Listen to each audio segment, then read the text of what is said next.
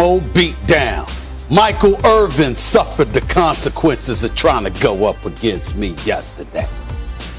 Some dude named Swagu is in the chair to suffer today. What kind of nickname is Swagu anyway? Yeah, you know, people always talk about throwing you in the lion's den, but you ain't worried about being in the lion's den when you're a lion. So, let's get it popping. MQR. Excuse me. Let it roar. Excuse me. I say when we get it started. Do you know? I'm here. This is my day I'm a part of, and you gonna have to show some respect to me. Mistake A number part one, of? no tie. You wore one yesterday Okay, with Greeny. okay. You didn't have one today. Already being disrespectful I and got contaminated by All other right, people. all right. I got definition in my chest. I like to know. Oh I'm my looking God. for that. I'm I'm looking for that.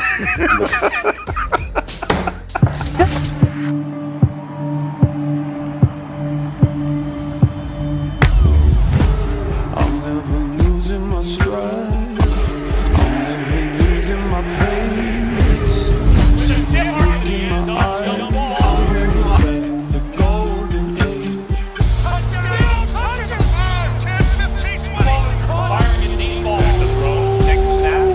can't wait for it. I can't wait for it. Running for the end zone, holding down. Has a man in front of him, hurdles the defender. Henry diving. And there is your death. The play of the season.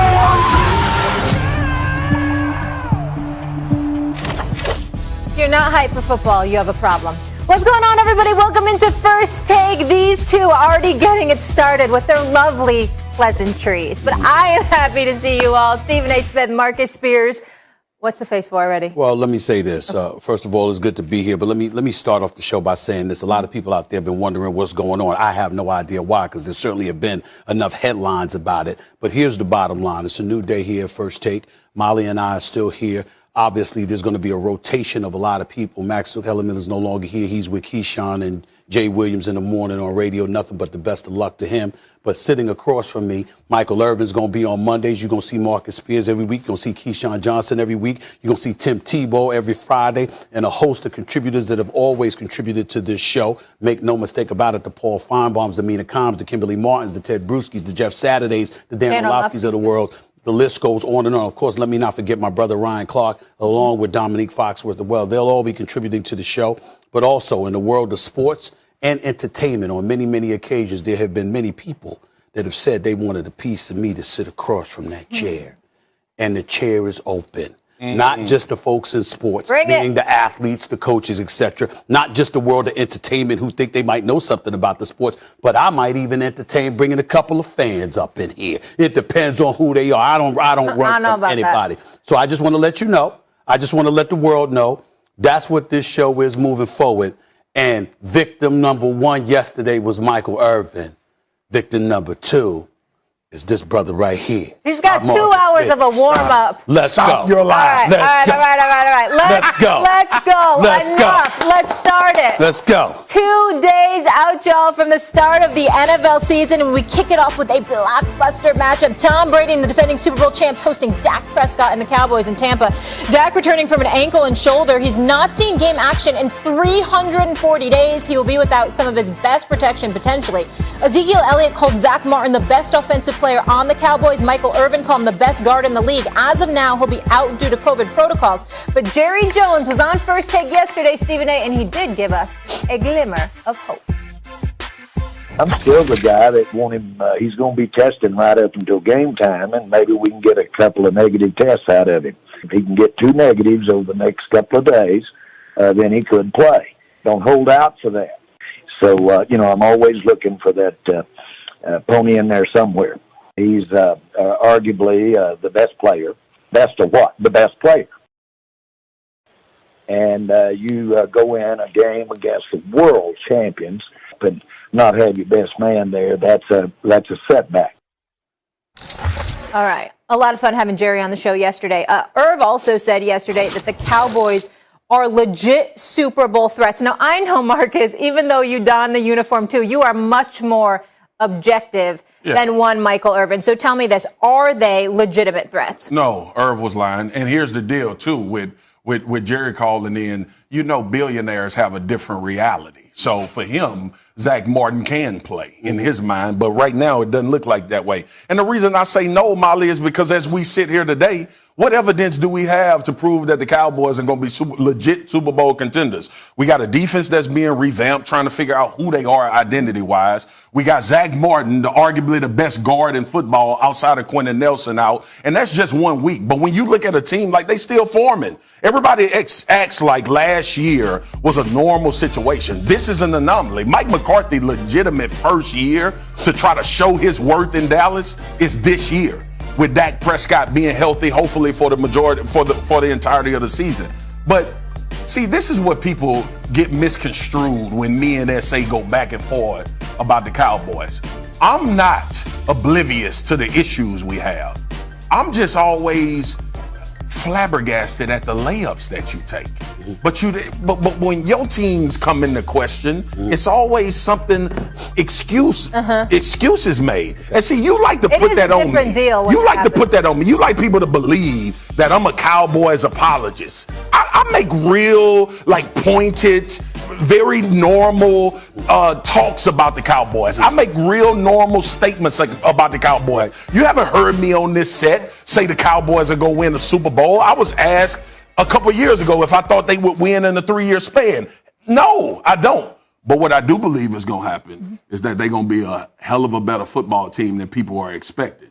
And Zeke Elliott is going to have a lot to do with how the Cowboys are perceived going forward. And defensively, Dan Quinn will have them in a situation where they understand what they're doing. If you look at the Dallas Cowboys last year, and as this guy likes to point out how bad they were, but exclude everything that happened. Okay. All right. This was an offensive line that started games with a total of 3 games experience. Right. This was a running back that had fumbleitis, who wasn't in running behind an offensive line that could move people out the way. It was a fracture in the best player on your team, and Dak Prescott, the most important player on your team, ankle. There was a lot of things that went wrong. There's normalcy this year. Okay. It was an off season this year. So even though I don't have them in the Super Bowl, I'm not going to listen to your dribble about the Cowboys being bad. They're not going to be bad. Well, a couple of things. Number one, when you're doing this show, particularly when you're sitting across from me, keep in mind the clock, because that long, lengthy soliloquy you just went on, it's an effort to try to take time away from the way I'm about to school you. It ain't going to work. That's number one. Number two, lesson number 2, leave my arguments to me. Don't try to make it for me. Don't try to speak for me. I'm sitting right across from you. Give me an opportunity. Give me a not all of them. Not all of them. Some of them don't need to. Some of the great ones don't need to. That's a lie. That's number 2. Number 3, let's get to the point. You should be ashamed of yourself. For what? It's a pathetic take. Here's the bottom line. When you look at the Dallas Cowboys, you just conceded, all right, that, they're going to be a hell of a lot better than we expect them to. Well, considering the fact that they're in the NFC least, that's an automatic bid to the playoff based on that. So as a result, now you're talking about needing to win 2 or 3 games. This is an offense that without Dak Prescott for 11 games last year, still scored 5,949 points. This is an offense that still has Ezekiel Elliott, despite the 6 fumbles, 5 loss. He still averaged 4 yards a carry. That was considered a down year. Ezekiel Elliott could possibly make a comeback this year. And by the way, it ain't that big of a comeback because he's still better than most. CeeDee Lamb, Michael Gallup, Amari Cooper, supposedly the best receiver in the game, according to him. They're in the lineup, and Dak Prescott is coming back. When you combine all of that, okay, the bottom line is the Dallas Cowboys should be perceived as a contender. Now, their defense was horrid, but you just brought up Dan Quinn. Suddenly, you notice how Dan Quinn has become relevant? I mean, we didn't think about it for the last few years. He was the head coach in Atlanta. Nobody was thinking about him since they lost a 25-point lead in the Super Bowl. Now, all of a sudden, anytime somebody talks about the Dallas Cowboys, Dan Quinn. Well, he's back to being a DC. We saw what he did with the Legion of Boom.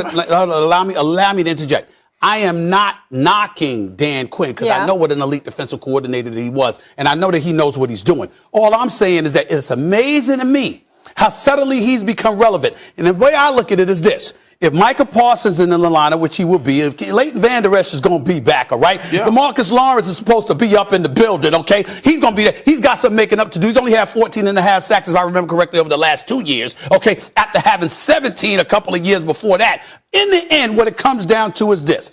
The Dallas Cowboys, based on their division and their offensive talent, should automatically put them in position to be one of the top 4 or 5 teams in the NFC conference. You should stop lying. Ain't that a truth? You should stop lying. Ain't that true? And this is what I want to happen. Dallas Cowboys fans, the last 3 minutes of Stephen A. talking, don't buy that fool's gold. He trying to set people up. That's what you're doing. Because I disagree. in what world are you going to make an argument about the Cowboys being legit Super Bowl contenders? And then when we get to Christmas, you're going to laugh about where they at in the standings. Because they're allergic to prosperity. No, I don't want to hear what you're talking about no more. Because you're trying to play people's minds. This is what I talk about, Molly, with Stephen A. when it comes to the Cowboys.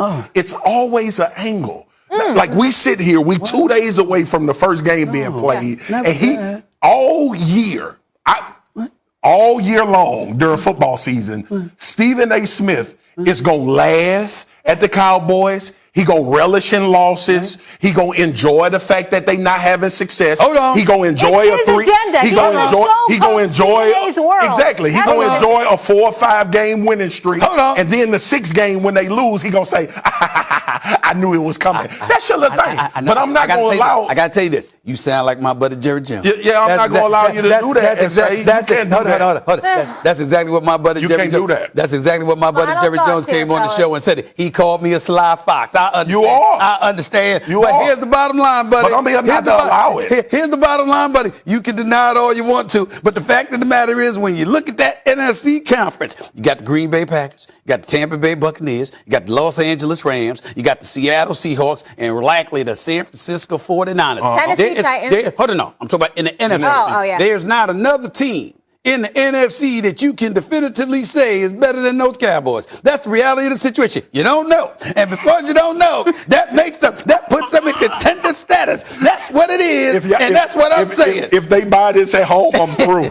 I'm through with everybody if they buy what you're talking about. That's all I'm saying. That's all I'm saying. Vegas gives Cowboys the 13th best odds to win the Super Bowl. It don't matter because Stephen A. He want to do that. He want to get. Oh, did you see this? What's gonna happen? Oh, did you hear Stephen A. today talking about the Cowboys and how they could be contenders and how many teams? It's a setup, y'all. I feel sorry for those. It's a setup. All right, I'm gonna keep it real. To Tom Brady, you terrible division that he dominated for decades, but that's not the case anymore. There is a changing of the guard in the AFC East. The Young Guns are taking over. All 4 projected starting quarterbacks in the division are 25 or younger. Josh Allen is the only one with a full season under his belt. We actually ran this graphic last week, but since then, Mac Jones had a birthday and he's now 23. He's young, but he's ready, y'all. Stephen A. Smith, who is going to win the AFC East? All seriousness, y'all, I think it's going to be the New England Patriots. I've been thinking about this. I think it's going to be the New England Patriots. I want to remind you, I was always high on Mac Jones.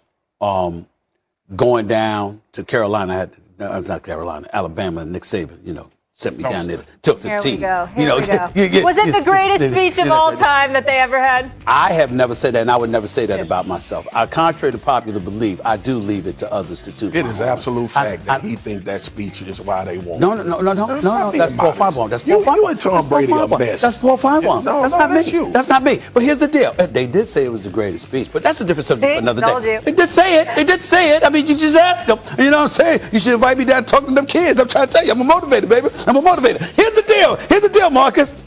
Mac Jones, system quarterback, just a whole look. I'm not comparing him to Tom Brady. He's a rookie. I'm not engaging in that level of blasphemy. But I think about some of the adds that New England has added to their squad, okay? And then I think about the 8 to 9 dudes that returned on the defensive side of the ball. Mm-hmm. And then I think about how potent I anticipate their running game being.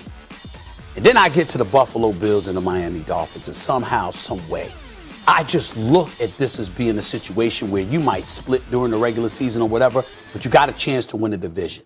You win a division, then you're talking about 2 or 3 games with Bill Belichick coaching and Josh McDaniel running that offense. I understand that Buffalo with Josh Allen, Stephon Diggs and the crew and the job that Sean McDermott is doing in Buffalo. Yeah. I get all that. I'm not sold on Miami because to me they don't even know who their quarterback is. Right. I don't care what I love Brian Flores, but I don't care what he says about Tua Tagovailoa. He's not sold on that yet. This dude is in his second year, and even though I got a lot of hope for that brother because I loved what he did when he was in college, at the end of the day he's got to show us. It really comes down to Buffalo and New England in that division. And when I think about you having a quarterback who can make the right throws, because on the record, I've always been about that. I love Cam as an athlete. I've never been a fan of his as a passer. Right. You got to be able to pass the football when you are the successor to Tom Brady.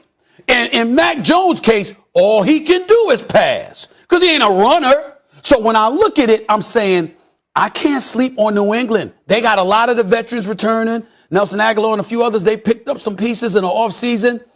I think people are sleeping on the New England Patriots. Yeah. And that's where I'm at with it. People not sleeping on them. You just spent 3 minutes trying to convince your damn self. It's the Buffalo Bills. And it's because we saw them. We absolutely know what they are. We know Josh Allen. We know Josh Allen is an elite talent based on last year. He just damn near got $200 million to play quarterback. Actually, it was 258. We know Stephon Diggs is an elite receiver. Yes. And this is where I got caught up last year with the Buffalo Bills. Didn't pay enough attention to what they did defensively. And look, I'm with you. I understand the amount of money that was spent, the identity in which Bill Belichick rebuilt this New England Patriots football team. But the Buffalo Bills are already ahead of schedule. They are already in the know about who they are as a football team. When I think about Mac Jones, and look, I'm with you. I'm happy about Mac Jones. He ended up in the right situation. I think he's a good football player. But Mac Jones ain't played Tre'Davious White yet. He ain't played Jordan Poyer yet. Micah Hyde wasn't the safety when he was throwing passes in the preseason. So I'm looking at Sean McDermott, and this is why I've been back and forth on this thought process because I give a lot of credence to Bill Belichick. Sean McDermott does the same damn thing. This is how the Buffalo Bills are built. And they wanted to address their run game and make things happen in that regard. So the bottom line is, I get all of the sensationalism of Mac Jones, and I'm even one that said he needs to end up here and not in San Francisco. The Buffalo Bills are the best team in the Well, listen, and I don't have to convince myself. Well, listen. Well, let me say this to you. That's fair. I'm not going to even refute that. But I would remind you, you don't have to convince yourself of it because of what you saw last year. Fair enough. What we must take into consideration, in my opinion, and this is why it took some convincing, meaning internally, me amongst myself, because I'm looking at Buffalo and I'm like, I like this, but I remember come playoff time, all I had to rely on was Stephon Diggs if I'm Josh Allen. You see what I'm saying? And I'm like, okay, last year COVID, last year Cam Newton, last year 8, 9 different dudes refusing to show up because of COVID. That's not the case this year. Your defense sparked and led by Dante Hightower is back and throw. The defense is expected to be not good, but elite. Yeah. We understand that. So, okay, now we get that out the way. We got an elite defense. We got Bill Belichick coaching. And then even though I just traded Sony Michel, I'm not letting go of him if I'm not comfortable with what I got at the running back spot. Who do I have now? I got Damian Harris, okay? I'm looking at that guy. James White is still there, okay? I picked up Nelson Aguilar. Jacoby, not Jacoby and Myers, the law firm, but Jacoby Myers, the receiver. I got to be convinced about him. I get all of that. Hunter Henry, you picked him up, all right? He's a free agent. Who do you got at the tight end spot? Janu Smith out of Tennessee. Yep. He's a free agent. I'm just looking at how this team is constructed. And then I'm looking at a guy like Mac Jones, and I'm thinking about the things that they're saying about him and all the requisite throws, the requisite reads, going through your progressions, et cetera, and how Bill Belichick coaches, particularly against divisional foes. Sean McDermott and Buffalo are to be the favorites. They're to be reckoned with. But something is telling me, you know what? We wrote New England off a bit prematurely. We looked at them last year, and we said, okay, Tom Brady's gone. That era is over. You might be right as it pertains to Super Bowls. Yeah. But as it pertains to the division crown, I'm not so sure. So I got to see more than 1 year from Josh. More than 1 year from Josh Allen. And this is also Bill Belichick with a huge boulder on his shoulder after he saw what Tom Brady did. He never spends the most in guaranteed money. No doubt. And that's given a lot of people pause. But what we failed, this is the realization I had to come to. Okay. What we failed to realize is that everybody in this division was trying to build themselves in the image to beat the Patriots. Okay. So this is not just as normal as we made $150 million worth the commitments to get our team better. We all talked about the devoid of talent. We all talked about what they didn't have. Yeah. The Not New England defensively. Yeah, that too, because we talked about the opt-outs. We knew that they were heavily affected. I thought you were talking about before the opt-out. Yeah, we knew they were heavily affected by not having personnel. Okay. The issue becomes is that when you've been Bill Belichick and you've dominated this conference for so long, the teams in this conference are built in the same vein. But let me throw it's not as easy anymore. Let me throw a question. Because you played identity. Let me throw a question at you here. If you were the Patriots, meaning you Marcus, you played for the Patriots, right? And last year take place, but you sat out, and 8 of your crew members sat out with you. Is it the attitude that you sit back? Man, these people think they done did something. Absolutely. Because they ain't playing against us. Yes. Playing against. They play. And I don't mean it. I certainly don't mean this disrespectfully, but it's just to use the analogy, it's almost like you were playing against scabs. Yeah. Because cats that showed up were, they weren't. They were not your crew. And so as a result of that, I'm looking at the New England Patriots, and I'm saying this is a team that's like, y'all think we lost yesterday? Yeah, y'all we weren't there. Yeah. You see what I'm saying? I understand what you're saying, but Drake just dropped an album called Certified Lover Boy. It's a song on there called Pipe Down. Right. And the reason why you pipe down is because, look, I'm excited about what the hell Mac Jones has done. We understood that this was a great situation. There's still a rookie quarterback. Right. The most important, and I get it, he's going to take care of the football. It's a different animal. Just like you saying, for the New England Patriots, those guys sitting out and coming back like we weren't there, it's the same type of energy from other teams saying, okay, they got a quarterback. They took him 15. They still got to deal with us, and we got a better quarterback. So this is not when Bill Belichick was building rosters, the constant was, I have Tom Brady. And you sat on this show and they're fine.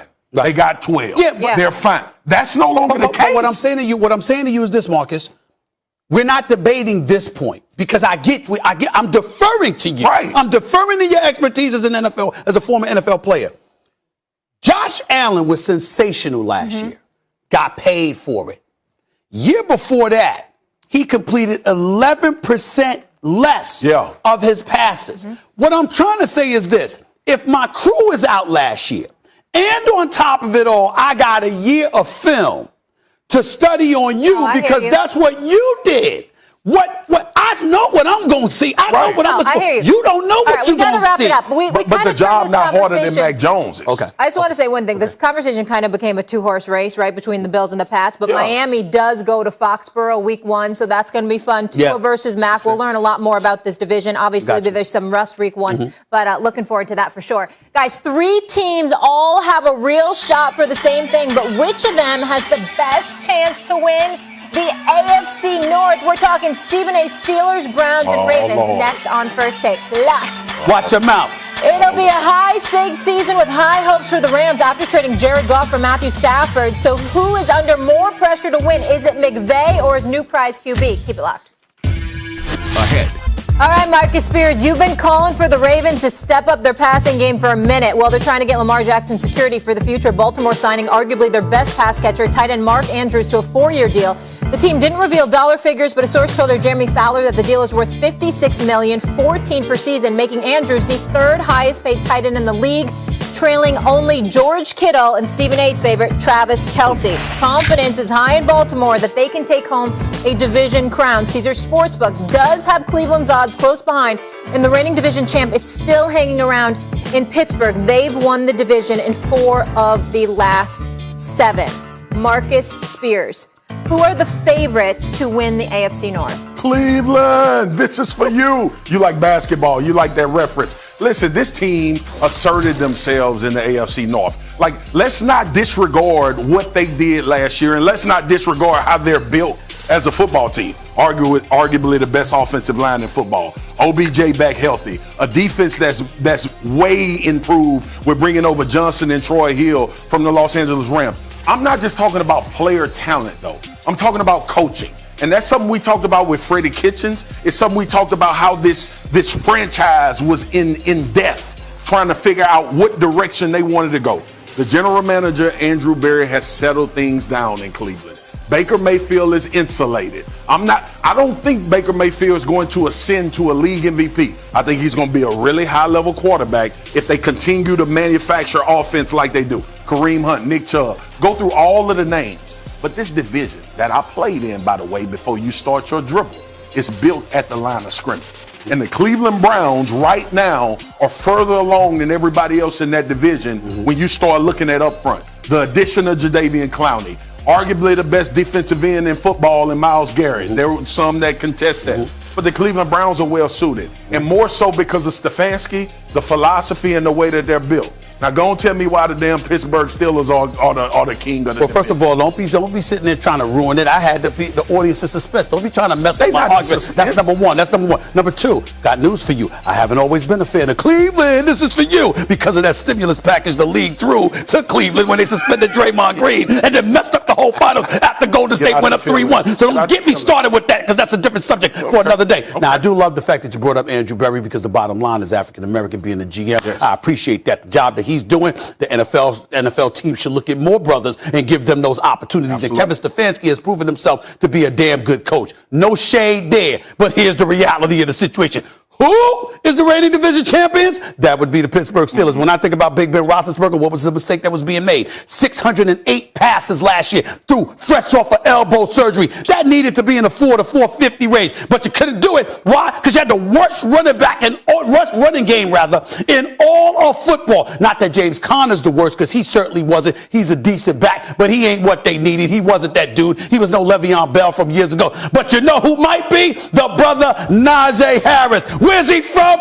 Alabama. That's where he's from. The bottom line is this. You got Najee Harris in the backfield, so you ain't got to throw the football 600 times. And the 400 plus times, Big Ben will undoubtedly throw the football. Who does he have available to them? Juju Smith-Schuster had a chance to go to Kansas City. He decided to go back to Pittsburgh. Chase Claypool, the brother's bad. He's something special. He's going to be in the house. Deontay Johnson's going to be there. James Washington, I know he wants to leave, but why does he want to leave? Because there's so many damn good receivers ahead of him. True. He ain't happy with the playing time and all of that stuff. But he'll find his way. Eric Ebron is no joke either at that tight end spot. Now, the offensive line, do I have concerns? Sure, I have concerns. A bunch of no names. You got to put them together. It's a whole new thing that you're revamping. New offensive coordinator. I thought Fichtner was a bit predictable. Matt Canada, I don't expect him to be that dude. As a result of that, with Tomlin, we know Kevin Stefanski could coach. What do we know about Tomlin? We know that brother could coach too. So, and then I didn't even bring up the Steelers defense. I'm sorry. Did I mention T.J. Watt 15 sacks? Did I mention Stephon Tuitt? Did I mention? I don't like the fact that they lost Bud Dupree to Tennessee, but I love the fact that Devin Bush is going to be back. I'm just looking at these brothers right here. The defense, number 3 against points allowed, number 3 in yards allowed, number 3 against the pass. They're returning. And the offense is going to be better. Yeah. So everybody can sit up there and talk about Cleveland all they want to, but in the end, the AFC North beats up on one another. We all get all that. Yeah. Cleveland had their time in the sun, but now you put everybody on alert. Everybody thinks you've arrived. They think that Baker Mayfield is worthy of all those progressive commercials, which he was based off of last season, but it's a new day. Steelers winning this division. Yeah, Steelers winning this division. You and I sat in this damn studio a couple years ago when everybody was on the Cleveland hype train. That's right. And we was like, Paul, that's stop. Right. They not in a and we agreed there. We agreed. We agreed. And we were right. But you are out of your damn mind right now. Okay. And first of all, let me tell everybody this. Sure. The Pittsburgh Steelers got to figure out how to get T.J. Watt to play a game. He's been showing up at practice, but he's asking for a new contract. Okay. And you know what it is? They'll figure it out. They'll figure it out. Yeah, I hope He's so. He's a Watt. He's a Watt. He's a Watt. He'll be there this Sunday. He'll be there this Sunday. He'll be there this Sunday. He'll be there this Sunday. And listen, I'm with you. I think Big Ben will be better. That's right. I think Big Ben will play better than he did last year, especially down the stretch. Right. By no means am I telling you the Pittsburgh Steelers are a bad football team. Okay. But you know damn well the Pittsburgh Steelers are not in position to win. I do not know that. Yeah, you do. Don't tell me don't tell me what I know. I do not know that. I do not know that. Excuse me. You all calm, cool, and collected about the Cowboys? Well, everybody talks about me and my emotion with the Cowboys, but this is what I was starting to show off with. We never get to your emotion when we start talking about your team. Devin Bush is back, and Bud Dupree is like gone. It's all of that. The bottom line is, bro, just own the fact that as we stand here today, that the Cleveland Browns are the team in that division. Time out. Mike Tomlin is going to be on the show. Yes, Molly does want to talk. Mike Tomlin's going to be on the show show tomorrow. Looking forward to that. We'll ask him about this. But excuse me, guys. Did you forget there's an MVP? His name is Action Jackson, Lamar Jackson, the Ravens. They're actually the favorites to win. Yeah. How far can Baltimore go since you're both sleeping? Can I answer that? Can I answer that? Sure. First things first. How about we make sure he don't come down with COVID again? It happened twice. Come on now. That's a different subject for another segment of this show. How do we know he's going to be available? Yep. You know, he don't want to talk to doctors. He don't want to talk to epidemiologists. Oh, no, Lamar Jackson wants to talk to his teammates as if they're medical professionals about the vaccine. Go figure. Okay, so you got that going on, all right? By the way, not just one in J.K. Dobbins, but another running back went down with an injury. So you got all of that going on. They're actually trying out Le'Veon Bell, Devontae Freeman, and others for Justice Hill. You know what Le'Veon Bell did for your Steelers? Yeah, how many years ago was that? I had an afro. Yeah. The bottom line is that's a long, long time ago for Le'Veon Bell. I love him, but it's a long time ago. At least you want to acknowledge something associated to the Steelers with truth. Excuse me. Listen, the Baltimore Ravens are not where they should be because their backfield is compromised, Molly. Like when you think about how they're philosophically built to run the football, we've been screaming, evolve the passing game, but we talk about that in playoff context. We say when Lamar Jackson gets to this point, he needs to be able to do this to win football games. The Baltimore Ravens have ran the ball down people's throat. Now you have a backfield where you've lost two of your hogs, two of the dudes that really are responsible for helping Lamar Jackson have the type of success in the run game that he has. This bothers me. When J.K. Dobbins went down, I was like, cool, because they do it by committee anyway. But then you lose another running back in Gus. They have an issue. I have a question. Okay. Who'd you pick to win the AFC North last year?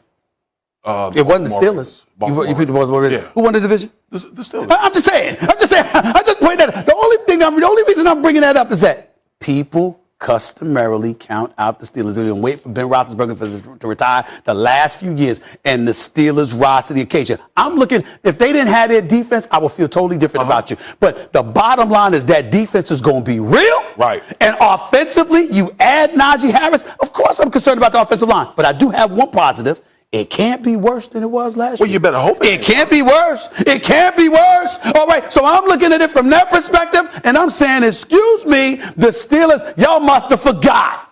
Y'all must have forgot. Steve, and the Steelers are going to remind y'all this year what's going to happen. Stop acting like your team didn't get figured out and look terrible at the end of the year. They did. You just gonna root that part of it out? They did. Like everybody focus on, they were 11. No, you're right. And they lost to the Cincinnati Bengals. Listen, they were awful. But hold on, Mason Rudolph was coach quarterback that day. They don't count. Don't get me started with Mason Rudolph. Don't get me started with him. Don't bring up bad moments for me. That's the reason I get more. Now I get emotional. Now I'm gonna get emotional about him because I don't want him on the roster. I don't like Mason Rudolph on the roster. Okay, I don't think he's a backup. Me personally, I think he's third string. But in the end, the Pittsburgh Steelers, when you look at them, offense, defense, special teams, they gonna show up. Again, the questions are legitimate, but I'm saying, just watch. You own it. Just watch. Own it. Just watch. I want you to own it. Why? You emotional about it. I'm not being emotional about it. I gave you facts. We can tell everybody. This me and you talking. All right. You emotional about it? Marcus. I'm emotional about my neck. I'm emotional. Well, damn it, he's right. He's right. I'm emotional about my Steelers. I just want to end it by saying this. Do you know the last time the Browns won the division, Marcus Spears? I probably was a baby. Yeah, party like it's 1999. Remember that song? 1999. I'll leave you with that. I remember when New England was bad. All right, should we be expecting a career resurrection for Jameis Winston this season? One of the fellas says most definitely. Wait till you hear what could be in store for he and the Saints. The faces in new places in primetime on Sunday Night Football. Yeah, it's this week. Matt Nagy and Ryan Pace will be feeling the heat. They need Andy Dalton to perform in the national spotlight after their decision to ignore fan requests to start the rookie Justin Fields out of The Ohio State University. Meanwhile, in LA, all eyes on Matthew Stafford. Did he hold Detroit back or did Detroit hold him back? We'll see what kind of quarterback he really is now that he's crewed up in LA. Plus, is Sean McVay really boy wonder how he was touted early on, or has his magic worn off? We'll see if the bold move to send Jared Goff packing was the right move. Here's McVay on his new signal caller. I think it's more about, his comfort, Lindsay. I think, he's done such a good job, getting acclimated to his teammates, this environment, this atmosphere. He's been such a quick study, and, there's been collaboration of what we're doing. And so really our goal now is, hey, let's get a great plan together that, our guys on offense and especially Matthew feel really good. There's ownership, there's an autonomy on what that plan is, and you're able to solve some of the problems, but able to execute based on the variety of looks that Coach Desai can activate. So I feel really good about where he's at, but we've got a long week ahead, and we'll just take it a day at a time. Marcus, as you can see, I'm very intrigued by all these moves we've had in the NFL and how they will play out. Do you think there's more at stake for Matthew Stafford, or is it Sean McVay? It's Sean McVay. It's not even close for me because Sean McVay has been there through all of this transition. He was there when they traded for Jalen Ramsey. He was there when they wanted to figure out the Todd Gurley situation. He was coming off a Super Bowl where he was given 3 points by Bill Belichick and the New England Patriots. And I love how you open that up. He's supposed to be boy wonder, right? And now you send Jared Goff off because Jared Goff now has become the poster child of what was holding us back. Right. This is what was stopping us from winning the Super Bowl.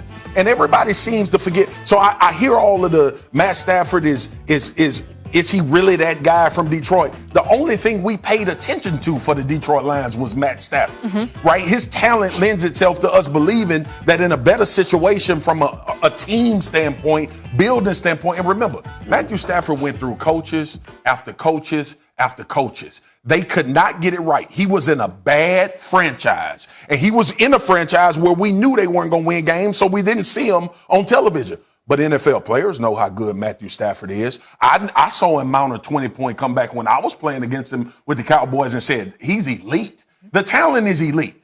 That's why for Sean McVay, they've been betting. I don't want people to get it wrong, S.A. The Los Angeles Rams have been betting for the last 4 years that the particular moves that they're making are Super Bowl moves. And it is not manifested. It ain't materialized. And look, Sean McVay went up to New England and beat Bill Belichick last year. And everybody got back, this is the offense. He's learning how to do these things. But he one-upped it. He said, I'm going to go get a quarterback that I feel like can go beyond the X's and O's. When I'm not on my A game, I got a guy that can overcome that. That is the thought process that he has with Matthew Stafford. We heard him talk about the trip to Cancun or Cabo, wherever the hell it was. Shanahan having a tremendous amount of success from an offensive Tequila standpoint. helps you bond. Yeah, it does. It really does. You cannot sign Matthew Stafford with the expectation that was the issue and as the head coach not get to where you plan on getting to. He put that on himself. Matthew Stafford has some responsibility, but Sean McVay, if you the front office in Los Angeles, you said, we've done everything you've asked us to do. When Jalen Ramsey wanted out of Jacksonville, we gave away first-round picks. They have mortgaged their future. Now execute. Yeah. I respectfully disagree. I use the word respectfully because I get your points and I understand where you're coming from, but I genuinely disagree with you on this, and here's the reason why. First of all, let's look at Sean McVay's resume. Yeah, he was boy wonder, no doubt. Did get him to a Super Bowl. 4 years as the coach, got him to the playoffs 3 times. Who did he lose to in the playoffs? He lost to New England in the Super Bowl. He lost to Atlanta Falcons team fresh off a Super Bowl appearance. First go round. Then he lost to New England in the Super Bowl. Last year, he lost to Aaron Rodgers and the Green Bay Packers. Nothing to sneeze at there, number one. Number two, Les Snead made those moves, gave him the personnel. So as far as I'm concerned, you're going to look at Sean McVay, you got to look at Les Snead as well, all right, in terms of the personnel that they're supposed to have available to them. Here's where I get with Matthew Stafford. I like Matthew Stafford. I respect the brother. The brother has won many, many games in the NFL, meaning with his arm come from behind victories, et cetera, et cetera. The brother's record is like 74-90-1. Now, I understand that's a team game. We're talking about the perpetually moribund Detroit Lions organization. Yeah. I got all of that, okay? The flip side to it is that your record is still your record. In 12 years as the quarterback, you've gone to the playoffs 3 times. In those 3 appearances, you're 0-3 in the postseason. Jimmy Ward of the 49ers, if I remember correctly, was the one that sat up there and called them out and was like, yo, the brother can play, probably top 10, maybe top 5, but he ain't got no playoff victories. Jared Goff took the Rams to the Super Bowl. So if you are Jared Goff and you go to Detroit and you stick up the joint, yeah, that's an indictment against Detroit.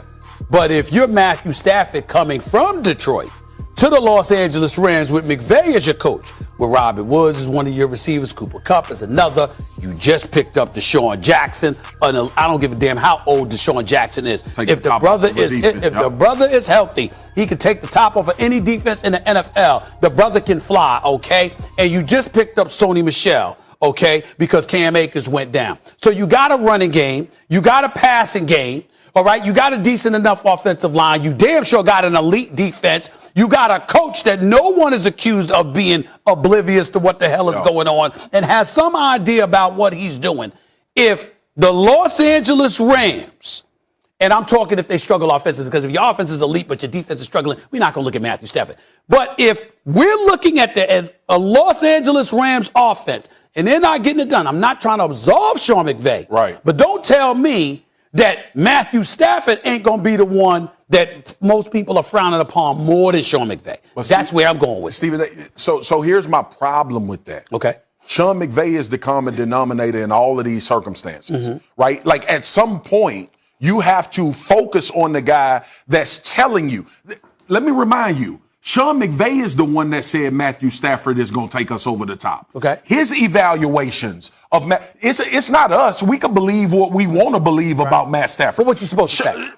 What you supposed to say? All right, we acquired him. I don't know whether we're gonna win with the guy. Now we'll find out. It ain't about what you're supposed to say. Right. You sent the first overall pick away to get him. Ain't nobody missed Jared Goff.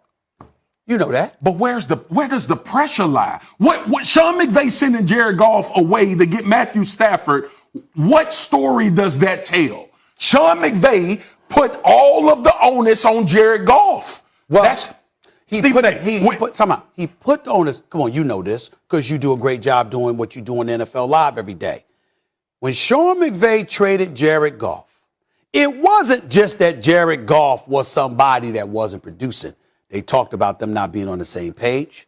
They talked about them not getting along. Him not listening and stuff like that. So in other words, we started looking at Jared Goff, and it wasn't just his abilities as a quarterback. We started looking at his temperament, and that's what we're looking to find out from Detroit. But still a blockbuster move. It is. It's a blockbuster, but it's a blockbuster because of the greatness that is expected from Matthew Stafford, not because it was a big deal that Jared Goff left L.A. But Stephen A., the point you just made the point. Okay. You shipped away what you said the problem was. You remain, and now you've told everybody. You got what Matt you wanted. Stafford is the guy because remember, even with all of those things you said from a relationship standpoint between Jared Goff and Sean McVay still betted that Matthew Stafford was the fixer of those problems. And what I'm saying to you, Marcus, is I get it.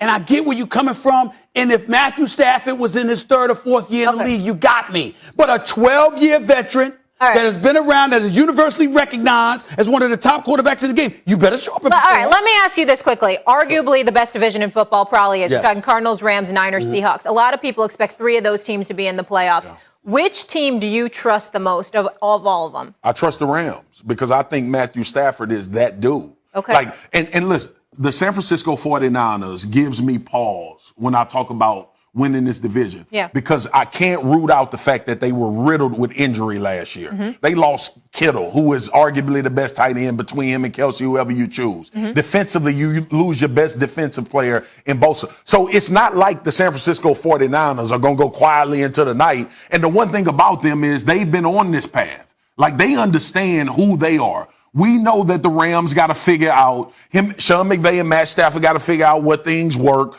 when games are on the line. But Stephen A., I'm telling you, I got the Rams to win this division because Matthew Stafford is the best QB in this division with the best team and support. I have the Rams as well, but because of the defense, not Stafford. Yeah, Russell Wilson, the best quarterback. It's the defense to me, led by Aaron Donald and Jalen Ramsey. That's the reason that I'm looking at the Rams and saying, then you'd go Niners. But to also speak to why the Rams are in your pick is because you think Sean McVay is that dude. Stephen A. I believe in him. I got confidence in him. The pressure is on McVay, bro. To me, it's Stafford. He the common denominator. Stafford needs a playoff win, that's for sure. Right. I know quarterback has better numbers, passing yards, passing TDs without a playoff win. And I know a lot of that's on Detroit. A lot of it's on Detroit. But all right. Not one? We'll leave it there. They played the Cowboys. They lost to the Cowboys. You gotta love a Stevens A-list. I love it more when Marcus Spears is gonna rip it to shreds. Today he'll give us his top 5 Super Bowl contenders. Did your favorite team make it? Plus, 2 former #1 overall picks, but that's not the only commonality they share. Why one of our guys says Cam needs to follow the Jameis model if he wants a future in that font. That's everything right now. It's like taking me back to my childhood. Props to the producers, Tanucci, Goldfarb, and the crew, Antoine Lewis, everybody. Great work. I love that. Let me say what I said at the top of this show. Times have changed. Molly and I are still here. Max is on with Keyshawn and Jay Will, wishing him nothing but the best. On an everyday basis, we're going to have different analysts sitting in this chair. Michael Irvin's on Wednesday. You're going to see my man Swagu every week. You're going to see Tim Tebow on Fridays. You're going to see the Orlovskis and Jeff Saturdays, Mina Kimes, Kimberly Martin, Ryan Clark, Damian Woody, Dominique Foxworth, Paul Feinbaum, the whole crew. And in the world of sports and entertainment, a lot of people have been talking for years about wanting to sit across from a brother to debate sports. I'm not hiding. The chair is open. And trust you me, people in Hollywood, people in the world of sports, athletes, players, coaches, the whole bit. You can come get some. And by the way, it ain't just in that chair literally. It's also virtually via satellite as well. I'll come to you. It don't matter. Your house. I just want to let everybody know that's the new day here at I'm First here Take. for it. That's how we going to do it. I hope we get somebody with real bars. All right, Tebow time. Obviously, that's going to be must-see TV on Friday always, but we have plenty left to unload on today. Why is the NFL concerned about the packed college stadiums over the weekend? We'll get into that. Plus, we have a Stevens A-list on deck. His top 5 Super Bowl contenders. Stephen A., it better be good. All right, you better bring your A game. I got this. All right, guys, obviously parity runs rampant in the NFL, and it's truly a whole new year in the NFL. And here's why. This is pretty unbelievable. Listen to this. Nearly half the league has a different starting quarterback this year than they did week 1 of last season. There's a bunch of veterans expected to make their starting debut with new teams, including Jameis Winston and the Saints. He played in 4 games last year, but he did not start. But the real question for me is, can he keep the strong arm but lose the mistake? Sean Payton seems to think so. Marcus, I'll start with you. Will Jameis resurrect his career? Yes, I have no doubt about it, and it's because of maturation. Listen, I've been one of those guys, after we talked about Jameis Winston in Tampa, to not only identify the talent, but talk about his issue. And obviously it's turning the football over. And I think when he's had a year to sit away from football and watch Drew Brees and watch Sean Payton, not only watching Drew Brees play, but watching a week of preparation, understanding where to go and where not to go. And we saw some of that stuff come up in the preseason, especially in the last game against Jacksonville. I'm not talking about competition. There was a 3rd and 16 when Jameis Winston wanted to turn into old Jameis Winston. And the influence and impact that Sean Payton and Drew Brees had on him made him check the football down and decide, we're going to punt, we'll let him play another possession. That's how Jameis Winston fixed himself. I said this, Taysom Hill and Jameis Winston were never in the same stratosphere as quarterbacks. Like, what are we talking about? This guy, it's harder. What he did was harder in Tampa to do than what most of these quarterbacks are doing on the great side. Jameis Winston threw for 5,100 yards. He threw 30 touchdowns. He was leading the league in explosive passes downfield. And I understand Bruce Arians' offense and no risk it, no biscuit. People say that ad nauseum. Jameis Winston had to learn how to be a quarterback, but he had to learn how to be a quarterback while not being in the fire. And that's what his maturity, his team, his agent, whoever got together and decided, you know what? You're going to go to New Orleans, you're going to sit down for a year or two, and you're going to watch a professional that's done it at the highest level than most people, and you're going to become a better quarterback. And I've already seen that pay dividends for Jameis Winston. Yes, he's going to resurrect his career, and Sean Payton going to see to it that he does. Okay. Before I make my point, I need clarification. Resurrect his career. Yeah. What does that mean? Become a top 10 level starter in the NFL. Top 10? Yep. Stop. Okay. Stop it. That's ridiculous. Yeah, That's ridiculous. Go ahead and say what you're going to say, and we're going to talk. Jameis Winston, I'm a fan. I like the kid. And I'm proud of him because he did go and he did sit down. behind Drew Brees. And that was a big deal considering he was a 5-year starter in Tampa Bay. I get all of that, okay? And I'm not giving up on him because, again, the 33 interceptions, giving new meaning for 30 for 30. He did do that, but it doesn't negate the fact that he did throw 30 touchdowns and he did pass for 5,000 yards. We can't sniff at that. I understand that, okay? In New Orleans, sit behind Drew Brees. You going to cut down on those mistakes? Maybe.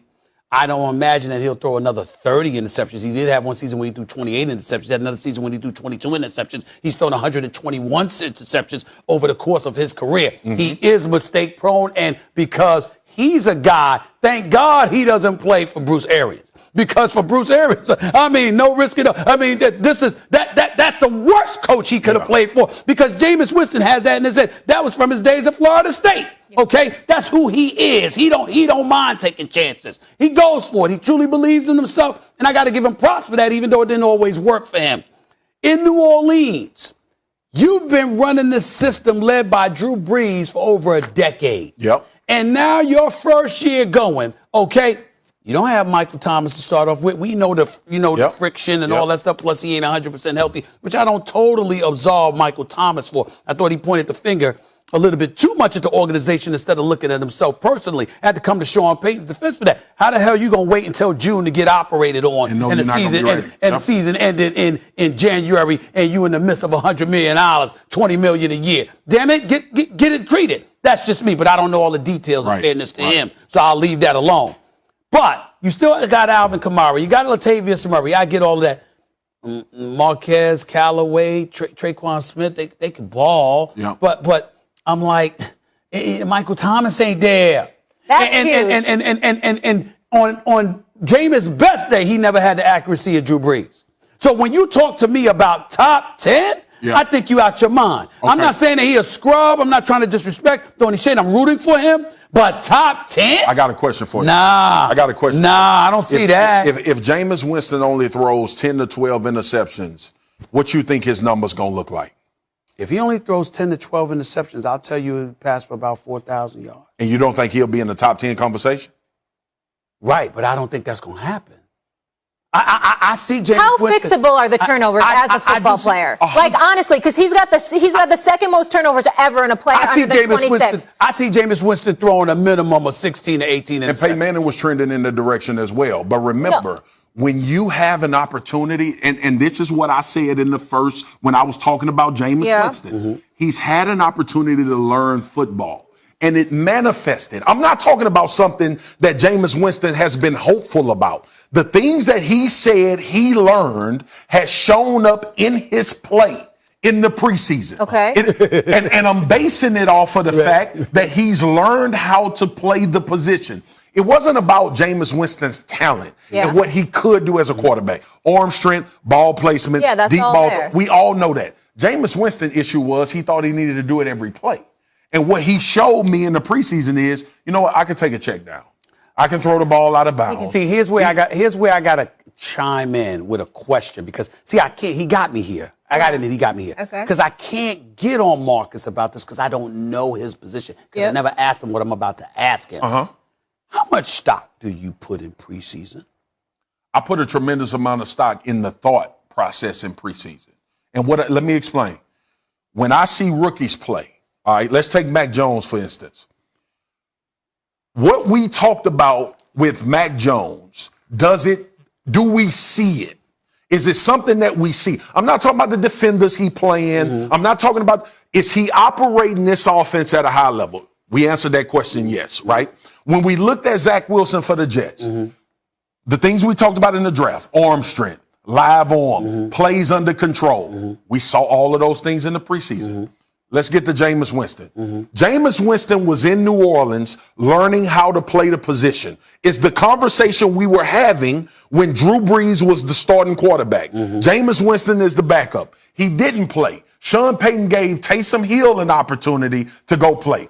Figured out Taysom Hill ain't that guy. So I'm not saying that might not be the case for Jameis Winston. Jameis Winston has showed in the preseason exactly what he said his maturation process was. See if he can take care of the football. That's all it is. My last comment. I got to see it to believe it. Yeah. because I think that once turnover prone, always turnover prone. Yeah, I don't. And for me, I don't put a lot of stock in the preseason at all. How many times they sit here on this show, I'll be like, I don't give a damn what y'all telling me about in the preseason. I can care less. I get it. I want to see it when it starts. Okay. When they got 60 minutes to go up against you instead of 2 I'm going to be with you. I'm going to walk by faith with you. I'm not going to be Stephen A. I'm going to walk by instead of 2 series. See what happens. The man done played big-time football. No, I said that. The 3 best words on First Take. Stephen's A-list. You know he can play. New England Patriots coach Bill Belichick clarified his remarks on vaccinations Monday, saying even though the team would be better off if everyone was vaccinated, it wouldn't solve all the problems. Belichick's comments came 5 days after he said quarterback Cam Newton's vaccination status wasn't a factor in his release. At the time, Belichick had noted that a pretty high number of vaccinated players, coaches, and staff members have been infected by COVID-19 in training camp. Here's Bill clarifying that stance. No player has been released or kept because of their vaccination status. That's not part of the equation. My comment relative to vaccinations are, really the way I feel is that that's an individual decision for each person to make. As a team, we're better off if everybody is vaccinated. And that being said, even if everybody was vaccinated, that doesn't solve all of our problems.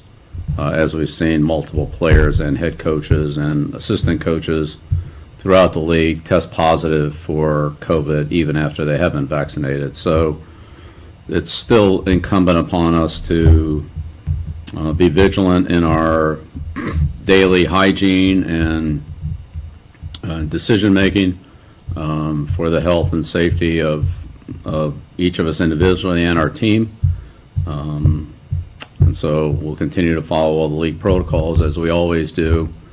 But that's not a factor in any player's release or non-release on the team. Okay. Let's just take a moment, pause on that. The NFL did say players were 7 times more likely to test positive if they were unvaccinated. So we all know what happened in 2020, obviously. We were doing television from our homes. How do you anticipate COVID affecting the 2021 season? First of all, we can't operate in a space like it's not still prevalent. Like, that's number one, right? And look, I'm pro-vaccination. I believe everybody should be vaccinated. But what I will say is this. Like, I'm not quick to throw away guys that aren't vaccinated and say, hey, but there's a selfish element for me with guys saying I'm talking to my teammates. What the hell are you talking to your teammates for, to your point earlier? But here's the bottom line. And this is the telltale sign. The fact that Bill Belichick talked that long, they are making decisions based on who vaccinated and unvaccinated. He's lying. Because, he lying. And every other coach. You kind of have to at the quarterback position. I was just about to say, Molecule, every other head coach and general manager and ownership is taking that into account. Let's not get on here and act like it's some imaginary thing that they abiding by in the NFL that the rest of the world is not.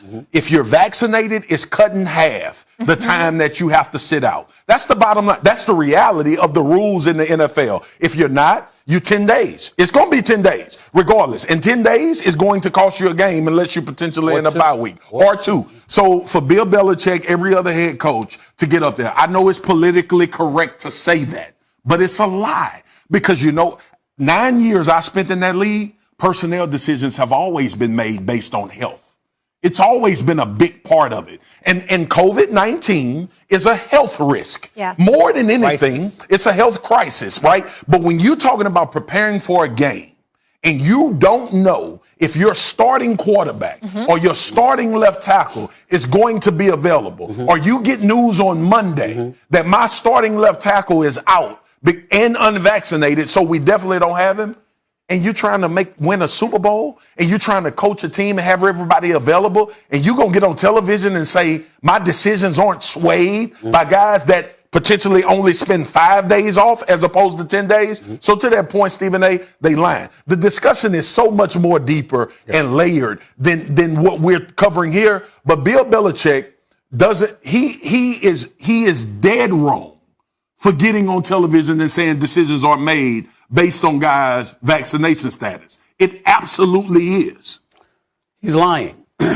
And I don't say that lightly because we're not inside of somebody's head. But with this particular situation, it's a global pandemic, for crying out loud. He can say that until, the cows come home. He's blowing smoke in the wind. He's lying. Of course, an unvaccinated player, particularly playing the quarterback position, Absolutely. is going to have a profound impact on the decision that you make. Cam Newton, not once but twice, found himself missing time, practice, even a game because of COVID. Okay? And listen, the best ability is availability. Well, look and what I just wrote down. Listen, the best ability is availability. And if you're not available, you're not reliable. 100%. Now, let me say this because, Marcus, I want to say this in front of you because it might be offensive. I don't mean it towards you, but I don't give a damn how anybody feels about the position I'm about to take on national television.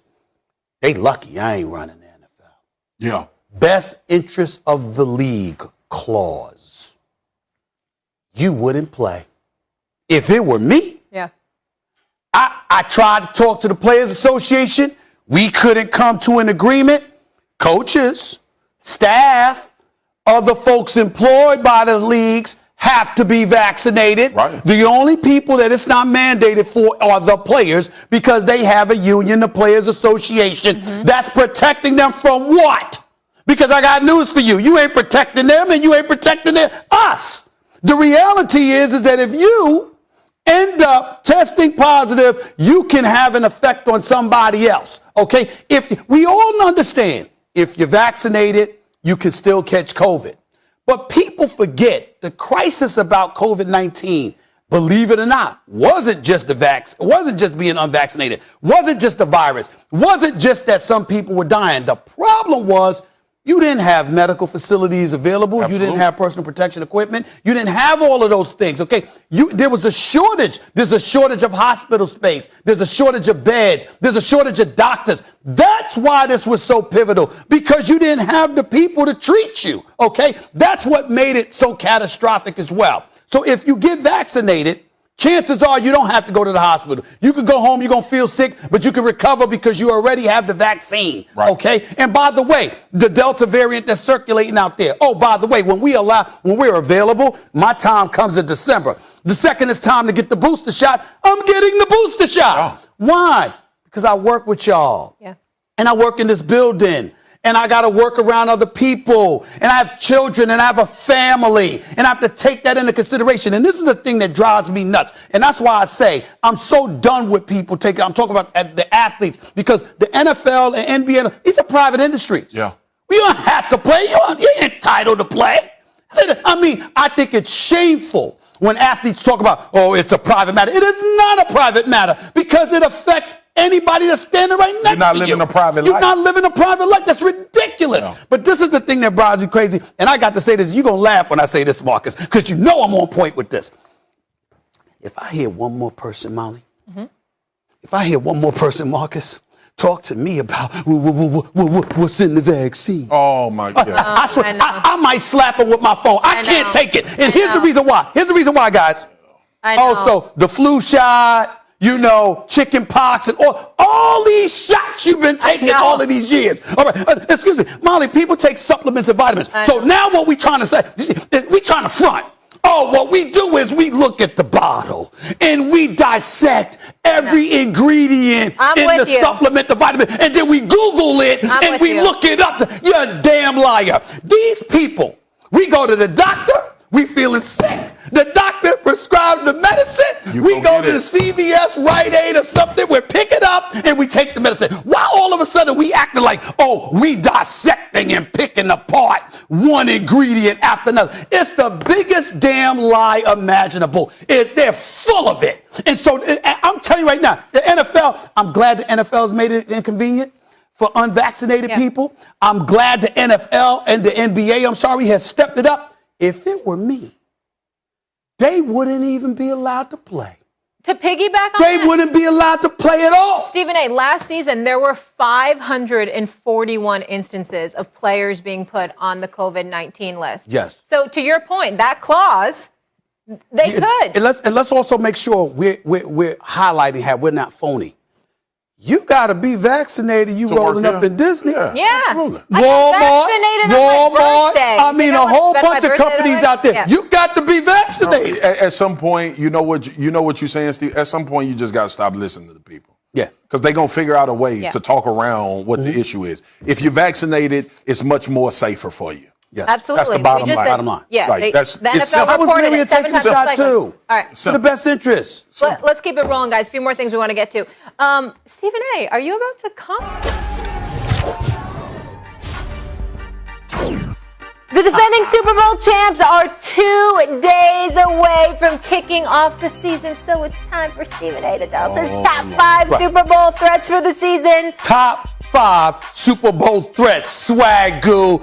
Pay attention. Pay attention. You know how I point to my list? You know what I don't say with this list, Swagu? You know what I don't say? I don't say, I'm glad you asked. I don't do that. I like that tagline. I don't do that. That's not how I roll with my A-list. We talk about my top 5 Super Bowl contenders. Pay attention, y'all. Pay attention. Number 5 on the list. Give it to me right now. Bam! The Patriots. Why? Because they're in the AFC. I told you I got them winning the AFC East. I know what Patrick Mahomes does, even though Tennessee, Indy, Pittsburgh, Cleveland, Baltimore are nothing to sneeze at. Remember, Patrick Mahomes outside of last year's Super Bowl, who gave him the most difficult time usually? It was Bill Belichick and the New England Patriots. Pay attention to that right now. Path of least resistance, Marcus Spears. They win the AFC East. The road to prosperity might not be that steep because the AFC ain't the NFC. Let's go to number 4 on the list. Give it to me. The Rams. Bam! Why? Because of what we just talked about a little while ago. Y'all were listening, weren't y'all? Ain't Matthew Stafford, the quarterback? Ain't Robert Woods and Cooper Kupp? Those boys ain't Sean Jackson there? Am I right about that? That defense. Aaron Donald, Jalen Ramsey. They're elite. They're big time. They're in the NFC West. They're going to be tried and tested. Sean McVay can coach. He's talking about Sean McVay pressure. I'm talking Matthew Stafford. What we're not talking about is that damn defense, because we ain't worried about the Rams defense. We know how real and legit they truly, truly are. And that Super Bowl that they lost a few years back, remember, they only scored 3 points, only gave up 13. The defense is legit. Make no mistake about it. They ain't top 3, though. Give me number 3, please, right here, please. Give it to me. Aaron Rodgers and the Green Bay Packers. Why? Because he's a bad man. That's why, number 1. Number 2, Devontae Adams. Last time I checked, one of the elite receivers in the game today. Marquez Valdez-Scantling, he's there as well. You got, you got what? Randy Cobb, he's back. I'm sorry. Cobb, he's back with those boys. That's a giving. Aaron Jones is still your running back, so your offense is legit. Defense can be shaky at times, but they 13-3 back-to-back NFC Championship game appearances. How I'm going to leave them out of the top 3. Let's not be ridiculous here. They ain't number 2, though. We know who's number 2. Give it to me. This one right here. Patrick Mahomes and the Chiefs. Why? Because of Patrick Mahomes. Because of Travis Kelce, the best tight end in football, even though George Kittle might give him a run for his money. Of course, Tyreek Hill and the crew. McCole Hardman. I'm a fan of that, brother. The offense is going to be lethal. It's going to be legit. And Patrick Mahomes is going to be on his revenge tour. He's going to smoke everybody, maybe until he runs in to Tom Brady and the boys. And at the end of the day, the Chiefs are the team to beat, at least in the AFC. We can't deny that. And in the AFC West, the Chargers ain't ready. The Raiders ain't ready. The Denver Broncos damn sure ain't ready. So we got to look at it from that perspective. They ain't number 1 now. We know who number 1 is.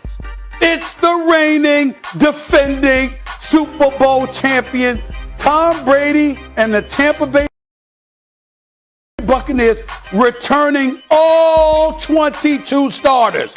All of them. So you've got veteran leadership, you've got seasoned professionals, you got champions who are playing together, and guess what nobody has brought up? We brought up Antonio Brown, but we haven't really brought him up. We forgot that Antonio Brown, when the drama ain't going on off the field, the brother is universally recognized as one of the top 2 receivers in the game of football. And we consistently, Marcus, bring up, okay? You bring up Chris Godwin. We bring up Mike Evans. Tell me one time in Antonio Brown's career when he's healthy and on the field that anyone has ever said that they're better than him. And those brothers can play. That's true. And so you got them with Antonio Brown, Gronk coming back. Excuse me, The Tampa Bay Buccaneers with that defense as well, and how we saw them maul Patrick Mahomes and the Kansas City Chiefs in the Super Bowl, they're the #1 team right now. This is my top 5 Super Bowl contenders. The floor is yours. You're so funny. You're so funny. We stood over there for 5 minutes and you talked about the Steelers like they was gonna do a damn thing. But that was a conversation about the AFC North. Not about the Super Bowl. That's the AFC North. Okay. That's the AFC North. That wasn't the Super Bowl.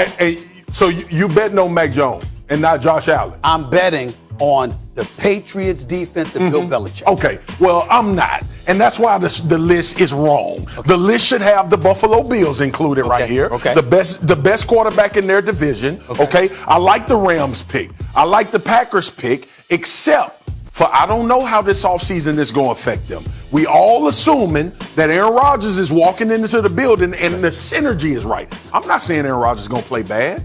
He's not going to play bad. No. He's going to play phenomenal. Great. Don't be blasphemous. Don't be blasphemous. He's going to be great. The problem is, Stephen A., we may be working on a 1-year sample size where it could fall apart if success doesn't happen like they planning on it happening. Remember Gutekunst and Aaron Rodgers not being, like, I know they saying they talking and they can't stand each other. That, man. Okay, let's go. And remember how you lost your mind when they didn't go for it on 4th down. That's right. Let's not let that happen again. It's still going to be top 3 in the regular season going to the postseason. Okay, here's a legitimate argument. Okay, go ahead. I'm listening.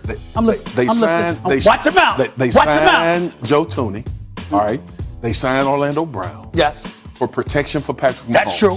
The issue last year with these guys where there was no protection. I agree. Stephen A., in a game, in a Super Bowl. Now, I've arrived at this place. In a Super Bowl, all things equal, I'm taking 15. Now, I understand Tom Brady is the QB, and I know what this offense looks like, but we seem to forget that Patrick Mahomes is the best player in the NFL. Okay. And when protected, he's almost impossible to beat. That's right what there. His career says. Stay right there. Stay with me. Okay. Okay. I understand. Okay. I understand. Good argument. Listen to me. Okay. Listen to me. Patrick Mahomes got an offensive line. Who was Tom Brady abusing in the Super Bowl? The second. Tyrann Mathieu. Yeah. What I'm trying to say to you is this. All you're telling me is that the Chiefs' offense is going to be better. I'm telling you, there's nothing that says that the Buccaneers' offense is going to be better. I love when I can come here and school you. Yes, you go ahead. You try it. I just gave it to you. Because a part of their strength, right, is the pressure they put on you offensively. I understand that. Okay. So, and you're trying to say that Tom Brady can't handle that pressure? Are you trying to say that? I'm saying that the Chiefs' defense is better when they have points on the board. Because here's Tom Brady's issue. Okay. And I want everybody to remember this. Okay. By no means, listen, let's not have this conversation. Okay. No, I don't think the Bucs are Super Bowl contenders or win the Super Bowl. I'm not accusing you of that. Chris Jones, who plays for the Kansas City Chiefs, did not have an opportunity at all to rush Tom Brady last year. I understand. Because there was no points on the board. I understand. That defense with Spagnuolo drives off pressure. Spagnuolo, really? We going to break him up now? Let me tell you something. Wait. Can I say something? Because I got an issue with this list. Because I took some notes here. You have... We're looking at the Pats at 5, and you don't have the Bills, Ravens, Browns, Titans, Seattle ahead of the New England Patriots? I just named like 6 teams. No. Shame on you for asking me that question because you're not paying attention to your partner in crime here, Molly. Remember, he's the new Jack. He's the new Jack. I'm the dude here. I'm the dude here with him. ESPN, you, Molly. Listen to this. I pay attention to competition. I'm saying they're going to beat one another up. When I think about the AFC North, when I think about the NFC West, you got to pick one. You can't pick 2 or 3 out of the same thing. That's how I'm looking at it. I'm not trying to sit up there and tell you. They're going to beat each other up too. I'm not trying to say the Patriots are better than the San Francisco 49ers or whatever. I'm saying in the AFC, the road to prosperity, there's one team that's probably standing in your way. You're going to win the game. You're going to get a home court advantage, okay? And you probably, in all likelihood, got to worry about one team if you're Bill Belichick. That's all I'm saying. Miami. That's why I got my thing. But let's get back to this right here with the Buccaneers real quick.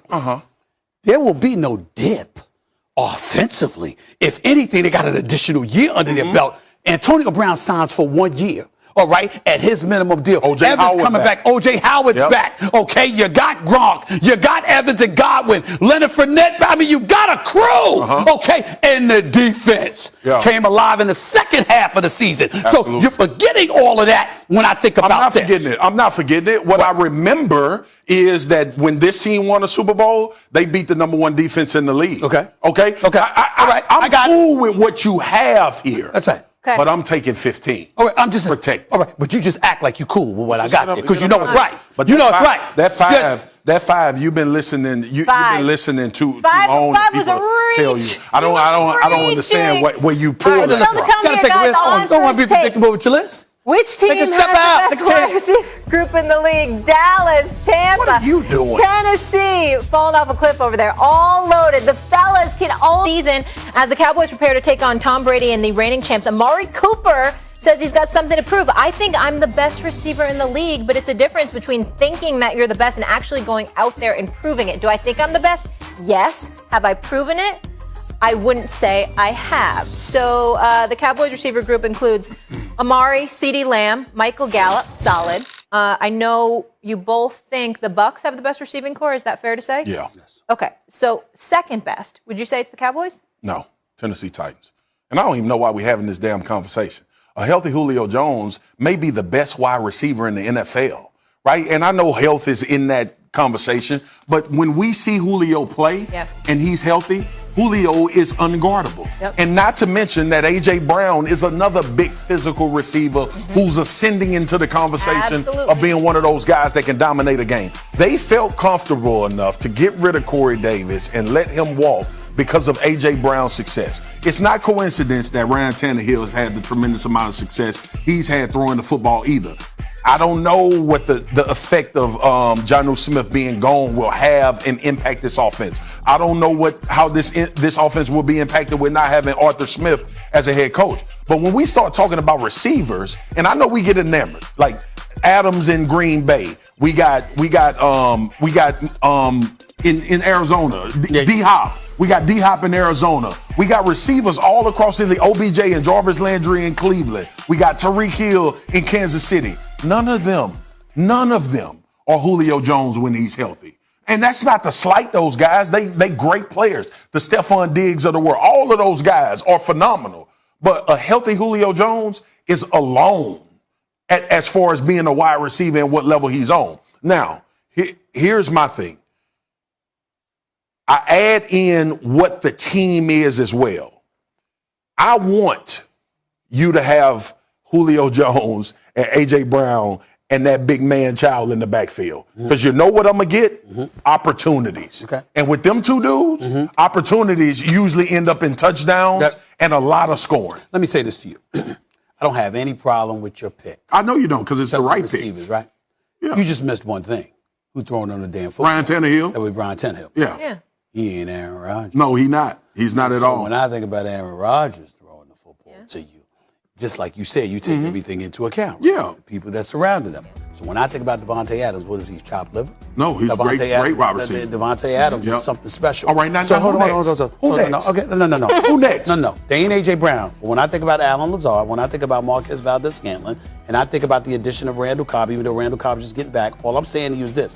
If I'm looking at Aaron Rodgers throwing you the football and who he's throwing it to, and it starts with Devontae Adams, I like my chances with that better than Ryan Tannehill throwing it to Julio Jones. You make me sick. And A.J. Brown. First of all, I like that much. First of all, you're so wrong about what you're saying. It's ridiculous. Receiving core, not quarterback. That's the damn question. The question is the second best receiving core. And I said, you spent no timeout. You just spent 25 seconds talking about how good Aaron Rodgers is. That's right. I just Stephen told A's you world is that another A.J. show. Brown and Julio Jones Everything's my are world. two. No, homie, that is not the business. We're not in Stephen A's world. This is first take. Everything's my world. You had me on the fact that you in everything in the totality. I can't. But then you went on 20 more seconds about Aaron Rodgers. That ain't what we talking about. Listen. Julio Jones is big time. But I have to take into account what we've seen recently. Health-wise. Not health-wise Yep, and all that stuff. We haven't had that issue with Devontae Adams. Okay. A.J. Brown's a young stud, but I think about Devontae Adams. Keep I talking think about, so you can try to convince yourself. Again, I think about Scantling with Lazard. He's like, I think about Devontae Adams, and he's like, and then I think about Devontae Adams, and then I think about Devontae What I'm saying is, we're not talking about man on man. All right, this guy is better than this guy, that guy. As a receiving core, I like what Green Bay had. You can like it, but you can still be lying. You have a lying face. I like it. I like it. But it's not the your face truth. says liar all over. That's You a know lying it. face. I know him. All right. Okay. This will make me Let me sick every save you time from yourself. I got a real one. Let me save you from yourself so it can really be Stephen A's world again, okay? Don't make me throw up. All right, so over the weekend, Marcus's LSU Tigers, the national champs, just 2 years ago, lost to UCLA, the Bruins. Yeah, that's what we're doing. Stephen A? Yes. Do you have anything to say about that game? Were you watching?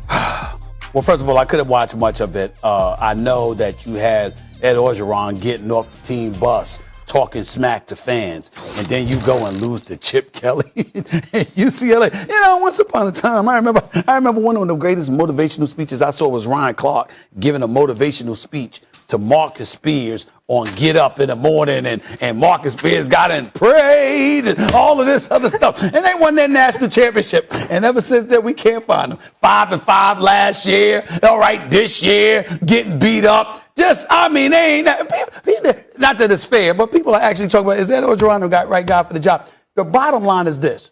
Joe Burrow and Joe Brady, the offensive coordinator for LSU, did great things. They both gone, and we ain't heard from LSU since. It's an APB out on them. We can't find them. They're irrelevant. Nobody's thinking about LSU right now. It's Alabama, it's Georgia, but it ain't LSU. It's over. It's over. I'm not laughing. I'm not laughing. I wish we could cycle every one of these damn producers out here that wanted to give you a dub because they knew you was gonna get blasted, so they brought up LSU and UCLA. You're right, though. All right. I'm so sad about it. It's bad. It was bad. Who's their quarterback? Max Johnson, who will be fine. He'll be fine. He'll be fine. He'll be a solid quarterback. All right, I don't know what Worst take of the day. Yes. Worst take of the day. I couldn't think of one. You know what? Because you can't. No. I'm dead serious. I could think of one. What? Him talking about the Cleveland Browns going to win the AFC. No, that was a bad one right there. Yeah, that was a bad one right shaky. A little. It's Not a bad one right there. A little shaky. That team lost by, I think, 5 points to the Chiefs in the So playoffs. they're going to lose by more this time around. That's all.